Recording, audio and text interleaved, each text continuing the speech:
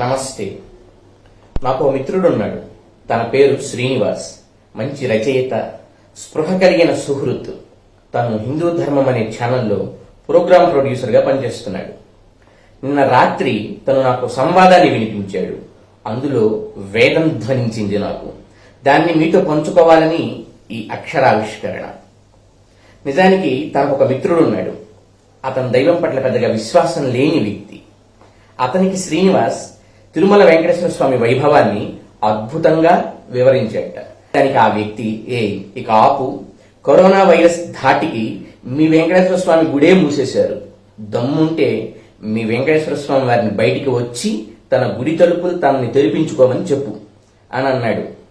ప్రశ్నించే ప్రతివాడికి ఓ నమ్మకం ఉంటుంది. అదేంటంటే తన ప్రశ్నకి సమాధానం ఉండదని, సమాధానం లేని ప్రశ్న వేసిన తాను మహామేధావినని. అయితే ఈ ఆధునిక మేధావులు తెలుసుకోవాల్సిన ఒక పాత సంగతి ఉంది. అదేంటంటే ఈ భూమి మీద పుట్టే ఏ ప్రశ్నైనా సమాధానంతోనే కలిసి పుడుతుందని, సమాధానం లేని ప్రశ్న ఇంకా పుట్టనే లేదని. గాడ్ ఈజ్ నో వేర్ అన్న వాక్యంలోనే ఒక చిన్న కామా పెడితే గాడ్ ఈజ్ నో హియర్ అన్న సమాధానము ఉంది. అందుకే తన మిత్రుడైన ప్రశ్నకి మా శ్రీనివాస్ విచక్షణ నుంచి ఠక్కున ఒక సమాధానం పుట్టింది. అదేంటంటే, వెంకటేశ్వర స్వామి వారి స్వయంగా దిగొచ్చి తన తలుపులు తెరిపించుకోవాలి అని కదా నువ్వు అడుగుతున్నావు. వెంకటేశ్వరుడంటే నామాలు పెట్టుకొని, శంఖ చక్రాలు పట్టుకొని, పంచ కట్టుకొని మాత్రమే వస్తాడని ఎందుకు అనుకుంటున్నావు? ఆయన కావాలంటే ఓ సూక్ష్మ క్రిమిలా కూడా రాగలడు. నువ్వు మనిషివి కాబట్టి నీ దృష్టిలో మనిషి ప్రాణానికే విలువ. ఆయన దేవుడు కాబట్టి ఆయన సృష్టిలోని ప్రతి ప్రాణానికి విలువ. నువ్వు ప్రపంచంలోని జీవరాశిని చంపుకుంటూ పోతే వాటి ఆక్రోశం తగిలి నీకు బుద్ధి చెప్పడానికి భగవంతుడు ఏ సూక్ష్మ క్రిమిగా అయినా రాడా, రాలేడా? ఇది శ్రీనివాస్ సమాధానం. నిజం. ఇది విన్న నాకు మా మిత్రుడు శ్రీనివాస్ చెప్పిన సమాధానంలో సకల వేద సారం ధ్వనించింది. కంటికి కనిపించిన ఒక సూక్ష్మ క్రిమి కంటికి కనిపించే మొత్తం ప్రపంచాన్ని భయపెట్టి బాధ్యతను గుర్తు చేస్తోంది. భూమిని తన కక్ష నుంచి తప్పించి అండక కటాహం వైపు నెట్టేశాడు హిరణ్యాక్షుడనే ఒక రాక్షసుడు. భూగతిని స్వగతిలో నిలిపేందుకు వరాహమై దిగివచ్చాడు ఆదిదేవుడు. నేనే దేవుణ్ణి అని ప్రకటించి లోకంలో దేవుణ్ణి కాని, ప్రజల మనసుల్లో దేవుడి పట్ల నమ్మకాన్ని కాని లేకుండా చేస్తానని ప్రపంచాన్ని చికాకు పరిచాడు హిరణ్యకశిపుడనే రాక్షసుడు. అదే దేవుడు శ్రీ నరసింహమై దిగివచ్చాడు. రాక్షసత్వాన్ని చీల్చి మానవత్వాన్ని చిగురింప చేసి వెళ్ళాడు. అలాగే ఓసారి చేపలా, మరోసారి తాబేల్లా వచ్చాడు. చేయవలసిందేదో చేసి వెళ్ళాడు. అదే క్రమంలో తిరుమల కొండపై బావాజీ అనే భక్తుణ్ణి కాపాడటానికి ఏనుగై వచ్చాడు. ఓసారి హఠీరామ్ బావాజీగా చరిత్ర లిఖించి వెళ్ళాడు. ఈ సోదాహరణలు చెప్పేదొక్కటే, దేవుడు ఏ రూపంలో అయినా రాగలడు, వస్తాడు. ఓ తల్లికి 10 మంది సంతానం ఉంటే ఆమెకు అందరూ సమానమే. అయితే అందులో బలవంతుడైన కొందరిని బలహీనుల్ని చేసి హింసిస్తే మాత్రం ఆ తల్లి తట్టుకోలేదు. మొట్టమొదట నచ్చజెబుతుంది, ఇంకా వినకపోతే కొంచెం బెదిరించి చెబుతుంది, ఇంకా వినకపోతే కన్నెర్ర చేస్తుంది, ఇంకా వినకపోతే బలహీనుణ్ణి హింసిస్తున్న బలవంతుణ్ణి బలంగా కొట్టి కట్టడి చేస్తుంది. అప్పటికి తప్పకపోతే పట్టి మట్టు పెడుతుంది. అలానే భగవంతుడికి మనుష్యులతో పాటు పశుపక్ష్యాదులు, ప్రకృతి కూడా సంతానమే. పాపం నోరు లేని మన సహోదర జీవాలు అవి. దైవం ఏర్పరిచిన నియమాలకు లోబడి వాటి మానాన అవి బ్రతుకుతున్నాయి. కాని మాటలు, మాయలు నేర్చిన మనం మన సుఖం కోసమని పరిశోధనల పేరుతో హద్దులు దాటి మరీ మన సహోదరులని హింసించి ధ్వంసం చేస్తున్నాం. ఎంతలా అంటే కదలని వాటిని తిని సుఖంగా కదలాల్సిన మనం కదిలే ప్రతిదాన్ని తిని చివరికి కదలికే లేకుండా పోతున్నాం. చివరికి మన ప్రపంచం కాని జల ప్రపంచంలోకి కూడా తలపెట్టి విషం కక్కుతున్నాం. ఒకసారి పట్టి తెస్తే 2-3 సంవత్సరాలైన పాడు కానంత పరిశుద్ధమైన జీవజలం కల గంగానదిని మానవ వ్యర్థాలతో, ఫ్యాక్టరీల విసర్జన విషాలతో కలుషితం చేసేశాం. భూభారాన్ని బ్యాలెన్స్ చేసే కొండల్ని తవ్వి నేలమట్టం చేశాం. హిమ నగాల్ని వేడెక్కించేసి సముద్ర మట్టాన్ని పెంచేశాం. తిన్నదరగక భూమి పొరల్లోకి వెళ్లి గనులన్నింటినీ కనుమరుగు చేసేశాం. గాల్లోకి ఎగిరి రసాయనిక వాయువులు చల్లి ప్రకృతి కవచమైన ఓజోన్కు ఖండాలంత కన్నాలు పెట్టాం. అన్ని తొందరగా చేసేయాలన్న తొందరలో ఆకాశాన్ని తాకేలా సెల్ టవర్లు లేపేసి రేడియేషన్ పెంచేసి మచ్చుకి ఒక పిచ్చుక కూడా కనిపించకుండా చావగొట్టేశాం. వలస పక్షులకు ఎటు వెళ్లాలో కూడా తెలియనంతగా పిచ్చి పట్టించేశాం. ఓ పిట్ట మరో పిట్టని కనలేనంతగా నిర్వీర్యం చేసేశాం. బాధితులకి న్యాయం చెప్పటం చేతకాక చిట్ట చివరికి మనుషుల్ని బతికించుకోవటమే మహాపరమార్థమనే మహా గొప్ప సినిమా తీశాం. పూజించాల్సిన ఆవుని, కాపలా కాసే కుక్కని, చివరికి చీకటి గుహల్లో మూలమూలలు పట్టుకు వేలాడే గబ్బిలాన్ని, ఆ గబ్బిలాన్ని తినే కొండ చిలువని కూడా తిని తిండి కూడా తిట్టుకునేంత దండగా మారి బ్రతుకులకు దిగిపోయాం. ఇన్ని ఘనకార్యాలు చేసి మనం మాత్రం ఏం బాగుకున్నాం?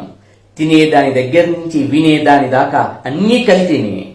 డబ్బున్నోళ్లు మాత్రం ఫామ్ హౌసుల్లో రసాయనిక ఎరువులు లేకుండా పండించుకొని తింటుంటే మధ్యతరగతి వాళ్ళం, దిగువ మధ్యతరగతి వాళ్ళం మాత్రం పురుగుల్ని చంపే మందుల్ని పీల్చుకొని పెరిగే వ్యాక్స్ కోటెడ్ కూరగాయల్ని, ఏ ఎముకల్లోంచి తీశారో తెలియని ఎక్స్ట్రాక్ట్ నూనెల్ని ఎగబడి కొంటున్నాం, తెగబడి తింటున్నాం.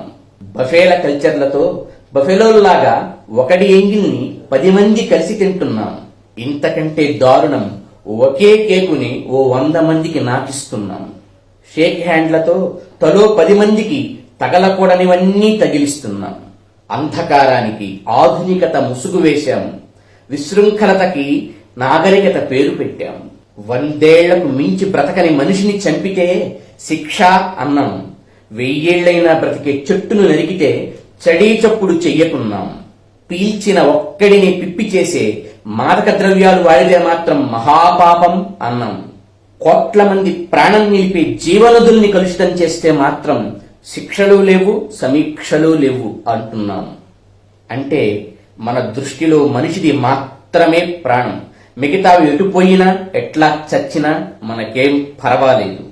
ఇందులో ఇతరులపై మన దయాభిక్ష ఉంచితే అవి బాగుంటే మనం బాగుంటామన్న కనీసపు సంగతి కూడా మర్చిపోయేంత మత్తులో జోగుతున్నాం. ఇందులో మరో విచిత్రం, నెమల్ని చంపితే శిక్ష, లేడిని చంపితే శిక్ష, పులిని చంపితే శిక్ష, ఏనుగు దంతం విరిచినా ఎర్రచందనం తులిచినా శిక్షే. మరి గొర్రె బర్రె జంతువులు కావా? మర్రి వేప చెట్లు కావా? వాటిని ధ్వంసం చేస్తే శిక్షలు లేవా? లేవు. ఎందుకంటే పాపులేషన్ ఎక్కువవుతున్న వాటిని తినకపోతే ప్రమాదం కనుక తిన్నా తప్పు లేదట. అదే కనుమరుగవుతున్న వాటిని కాపాడుకోవటానికి కఠిన శిక్షలు తప్పలేదట. ఇది అత్యంత తెలివైన వాళ్ల పాపులర్ సమాధానం. మరైతే ఎక్కువైన ప్రపంచ జనాభాని బ్యాలెన్స్ చేయడానికి వచ్చిన కరోనాకి స్వాగతం చెప్పి చేయి కలుపుతావా అంటే అది మాత్రం కుదరదు. ఎందుకంటే మనిషి ప్రాణం చాలా విలువైనది, మిగతా ప్రాణాలు చాలా చులకనైనవి. ఇదేం లాజిక్కో మన లాజిక్కులకు పరమార్థం మనకి కూడా తెలియదు. ఇందులో నిగూఢ రహస్యం ఏంటంటే పులి చర్మం, ఏనుగు దంతం, ఎర్రచందనం మనిషికి బోలెడని జబ్బులు తెచ్చిపెడుతున్నాయి. అందుకే వాటిపైన ప్రేమ. వాటిని తాకితే క్రైమ్, పట్టుబడితే పనిష్మెంట్ ప్లస్ ఫైన్. చివరికి మనం కలియుగ వైకుంఠమని నమ్మే తిరుమల కొండపై కూడా దేవుడికి నిద్రపోనివ్వటం లేదు. 24 గంటలు దర్శనాలొద్దు. ఆగమ శాస్త్ర నియమం ప్రకారం అర్చారూపుడైన దేవుడికి కూడా నిర్ణీత సమయం విశ్రాంతి కావాలి అని విజ్ఞులు నెత్తి నోరు మొత్తుకున్నా వింటం లేదు సరికదా. 24 గంటలు మన కోరికలు ఏకరువు పెట్టడం, మన మొరలు ఊదరగొట్టడం, పిక్నిక్ వెళ్ళినట్టు పుష్కరిణిలో ఈత కొట్టడం, బట్టలు పిండటం, ఉమ్మటం, క్యూ లైన్లలో పక్కవాడి కాళ్లు విరగ్గొట్టేలా తొక్కటం, తోయటం, గంటల గంటల దర్శనంలో ఆపుకోలేక 1, 2 ఆయన చుట్టూ చెయ్యటం, దేవుడి పేరుతో దొరికినంత దోచెయ్యటం.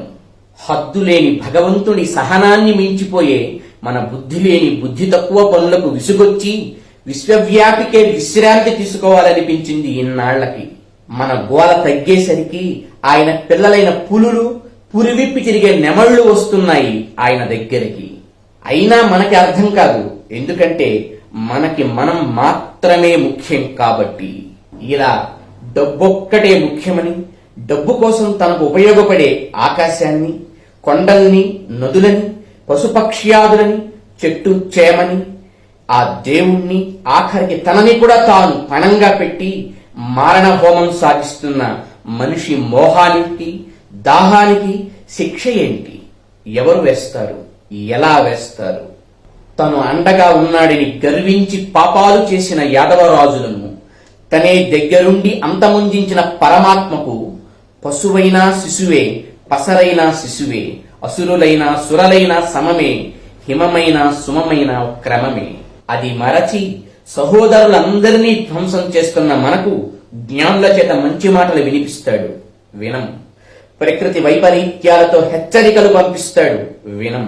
ఇంతలో దేవుడేం చెయ్యకుండానే మనం హింసించిన ప్రాణుల ఆక్రోశంలోంచి ఓ సూక్ష్మ క్రిమి పుడుతుంది. కాదు కాదు, మన స్వయంకృత అపరాధంతో మనమే పుట్టిస్తాం. పాపం దేవుడేం చేస్తాడు? తన సంతానంలో నోరు లేని జీవాలను, ప్రకృతిని హింసిస్తూ రాక్షసుల్ని మించిపోయిన మనిషి మారిందాకా ఎదురు చూస్తాడు. మరో అవకాశం ఇస్తాడు. మారే దారే లేకపోతే మట్టి కరిపించి మరీ మంచి నేర్పిస్తాడు. అందుకే కరోనా మన తప్పులను మనకు ఎత్తి చూపించడానికి వచ్చిన రాబోయే కల్కికి కింకర శకలం కావచ్చు. ఎందుకంటే దేవుడికి అంశాలు ఉన్నాయి, ఉపాంశాలు ఉన్నాయి. దేవుడంటే రక్షణ మాత్రమే కాదు, శిక్షణ కూడా. అందుకే ఆత్మవత్ సర్వభూతాన్ని అంటూ ఒక్క ముక్కలో సకల ధర్మ సారాన్ని చెప్పింది భారతీయ వైదిక విజ్ఞానం. నీకెలా నొప్పి, నీకెలా సంతోషం ఉంటాయో నీతో ఉండే సకల ప్రాణులకు అలాగే ఉంటాయి. కనుకనే నువ్వెలాగో అన్ని భూతాలు అలాగే. అందుకే చుట్టూ చెట్లు లేకుండా ఇల్లు కట్టకు, ఇష్టారాజ్యంగా జంతువుల్ని చంపి తినకు, అంటూ ముట్టు లేకుండా ఇంటా బయట తిరక్కు, కొండల్ని త్రవ్వేసి భూమిని పూడ్చేసి నదుల్ని కలుషితం చేసేసి గాల్లో మెడలు కట్టకు. డబ్బు కట్టల కన్నా కట్టుబాట్లు గొప్పవని మరువకు. మనిషి బ్రతకాలంటే మనిషి మాత్రమే కాదు బ్రతకాల్సింది, మన చుట్టూ చాలా బ్రతకాలి. ఇకనైనా విజ్ఞానాన్ని మనల్ని మనం మర్చిపోవడం కోసం వాడద్దు. మనల్ని, మన చుట్టూ ఉన్న ప్రపంచాన్ని గమనించడానికి వాడదాం. గమనించిన ప్రపంచాన్ని పరిరక్షించడం కోసం వాడదాం. ఎందుకంటే ఈ ప్రపంచంలోని కోట్ల కణాలలో మనము ఒకళ్ళం. ఈ ప్రపంచం బాగుంటే ఆ కోట్ల కణాలు పదిలం, మనము 10 కాలాలు పదిలం. ప్రేమతో, బాధ్యతతో మీ ధీ శ్రీనివాస్.